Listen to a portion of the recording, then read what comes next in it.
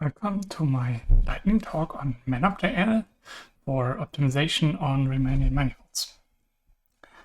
When we do optimization, we are concerned with finding a minimizer of a function f of x, but challenges here might be that the set is not the whole Rm, but maybe some constraint set C, or there might be symmetries or invariances that make the problem a little bit hard to computationally approach.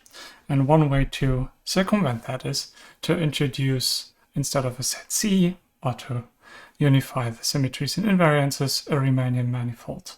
M, for example, the sphere would be the set of unit vectors, which renders the problem unconstrained again, but we have to take into account the geometry that we introduce. So what's a Riemannian manifold?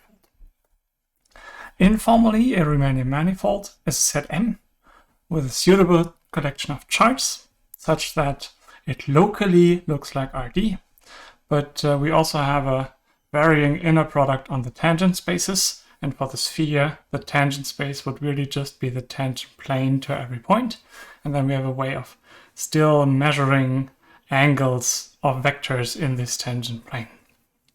And to fix a few more terms, we have the logarithmic and the exponential map, which is I want to go into a certain direction x, which is a tangent vector, or I want to know the tangent direction to get to some point q. We have the shortest connecting curve, which is the geodesic between p and q. You can see one on the right as well. And we have the tangent space, and the inner product is usually denoted just in round brackets. So for that, we already have a package called ManifoldsBase.jl, which provides an interface to implement these methods for your favorite manifolds. For example, the exponential map or the logarithmic map, or more general, the retraction and the inverse retraction, to approximate these. And that's also the way of doing mutating variance, that is, we compute the whole thing in place of q. And even more, we have ManifoldsBase.jl, which is a library of manifolds, so you don't have to implement all the manifolds yourself. For example, the sphere that we already had, or symmetric positive definite matrices, or the hyperbolic space, or the set of rotations. Or more generically, we can build power and product manifolds. There's a tangent vector space or a vector bundle available, and Lie groups and different metrics for manifolds. There's also a talk from JuliaCon 2020, so check these out. We are interested mainly in manifolds base, so all the interface that we want to use to do the optimization.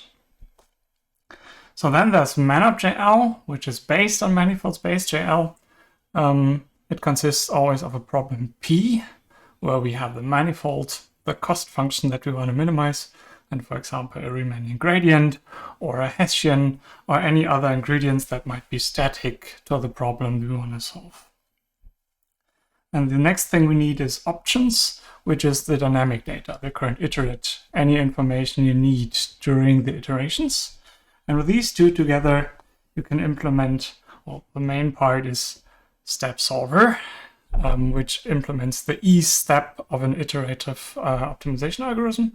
And the first one is, of course, to initialize all that, which is initialize solver to set everything up for the problem to be solved. And then, if we have all these implemented, just calling solve PO would solve the algorithm algorithm at hand. But there's also high-level interfaces. We will see that on the next slide.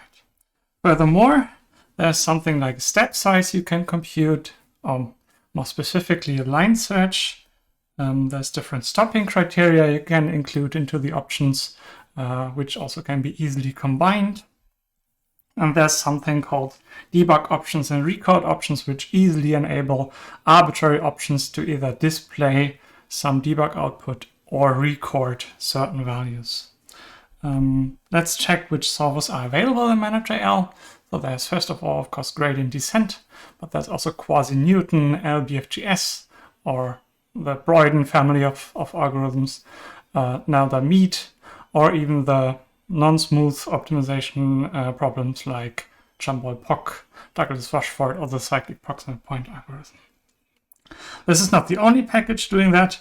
There's a whole family from the Manopt packages. It started in MATLAB, but there's also PyManopt in Python. So that's all the same family of ideas solving optimization tasks on Riemannian manifolds.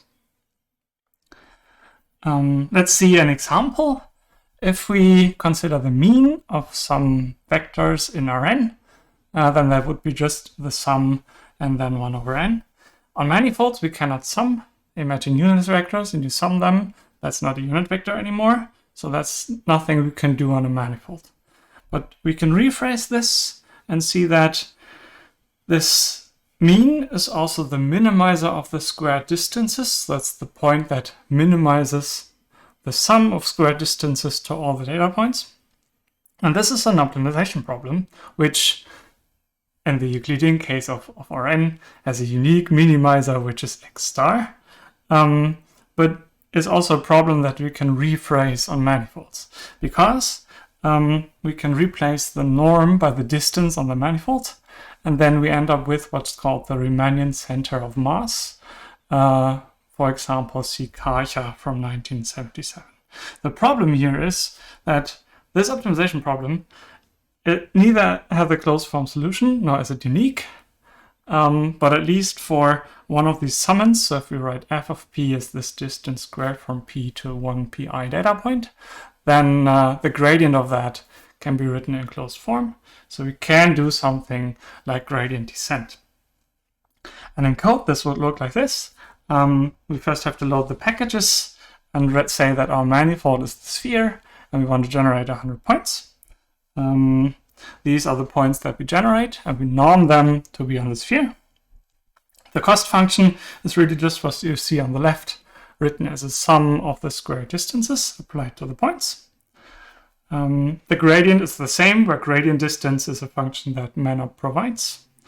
And then we can just call gradient descent on the manifold M with the function f, with the gradient gf and the first point as a starting point.